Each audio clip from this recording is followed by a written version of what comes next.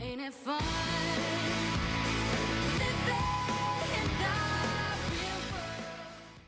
Coming up, hey, we're going to churn our table a little bit and get on the little table here because we have women that are going to be joining us to talk about small businesses.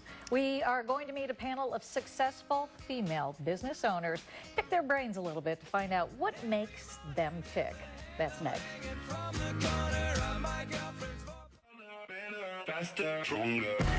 Well, October is National Women's Small Business Month, and this morning we are joined by a panel of successful women business owners who are going to share some inspiration to women who may out there be thinking, contemplating starting your own business. And we have with us, we'll go around the table, Karen Huff. She is from Improv Edge. Jacqueline Parasetsky, you know her from Skin Perfect. Dr. Julia Keiser from Worthington Optimal Wellness.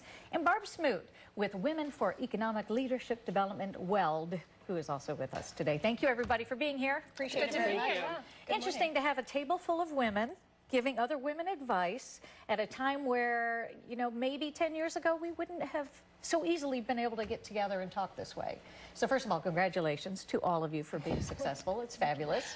I want to go around the table and find out how you got started. And Jacqueline, say first what your business is. I know people probably know from seeing you here, but what is your business? How'd you get started? It's Skin Perfect Spas, and I got started by having an epiphany when I was working in a plastic surgery office to do something a little bit different where we could offer wellness type services where it became a part of someone's life that was visiting a spa. So we created a membership program, and that's really what I left OSU plastic surgery and went off on my own, and 10 years later. 10 years, there you go. What about you, Dr. Keiser?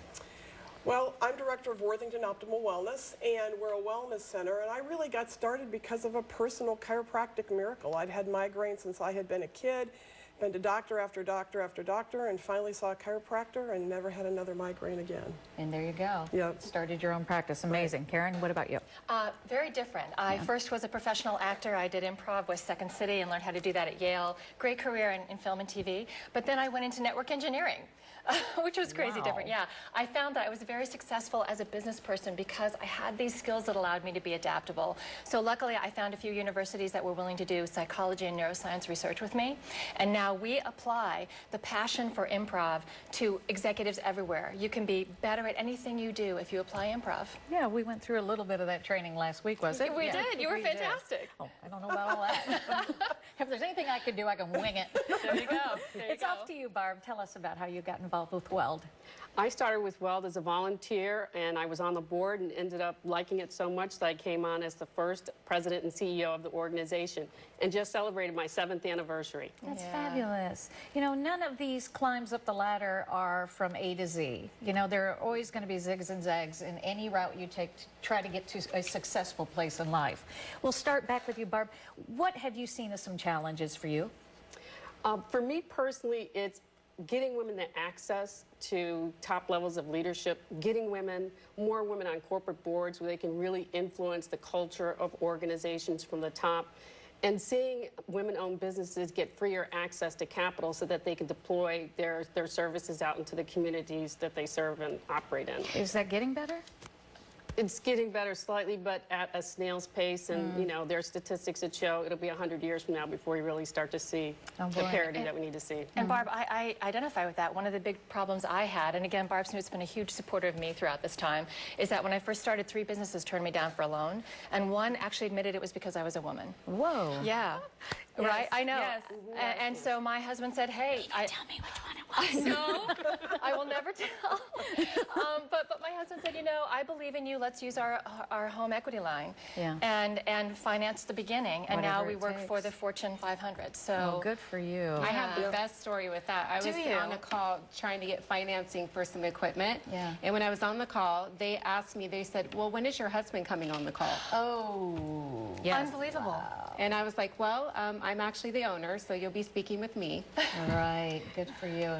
Have you had a similar Exact same experience when I first got started was the, you know, getting the loan. And we did the exact same thing, ended up doing a home equity loan because I could not get a loan to start the practice. But I find now my internal struggle is trying to reconcile being a healer and a nurturer and a businesswoman and an entrepreneur. That's interesting. interesting. That's an interesting conundrum for me. Do you think men have that issue? I don't think as much. The nurture piece isn't I don't think as necessarily much. there. So where does that cause a problem for you, the nurture piece? Well, it doesn't cause necessarily a problem, but I tend to want to give more away, you know, and you have to balance that with the business and the concern and the love you have for your patients, to running a business and paying a staff and all of those pieces that have to be in there. But when they look at statistics, even all women physicians make less than men physicians. Interesting.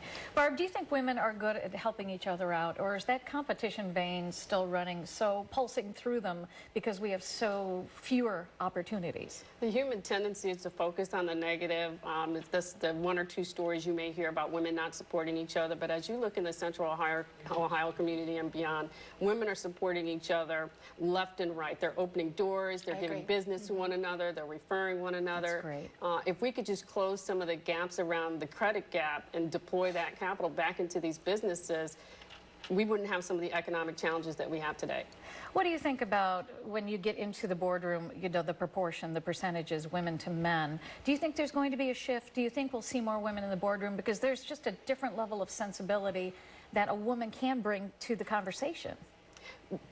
Some companies actually get it. You know, they have that magic number of 3 or more women in their boardroom. Some companies are still sitting at 0 women in their boardroom, so they're failing to recognize the profit and economic returns by having 3 or more women in their board. You know, it's that part isn't rocket science. If you want to make more money and be more profitable, how about getting these 3 women in your boardroom? But the numbers are there to prove that we do bring a different viewpoint, that we bring greater value, that there needs to be a more diverse board. Collaborative, we do our homework.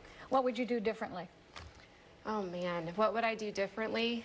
I would get surrounded by more women entrepreneurs early on in my career. Okay. I feel that collaborative support of hearing each other, that really helps build your self-confidence and realize they're going through it too. Yeah. So I was kind of a lone wolf for so long because I was shy, and then once I started getting out in the community, surrounded by amazing women like these, that's when my career really started changing. Getting a mentor, got a business coach, that changed, and it was females. Good. Julia?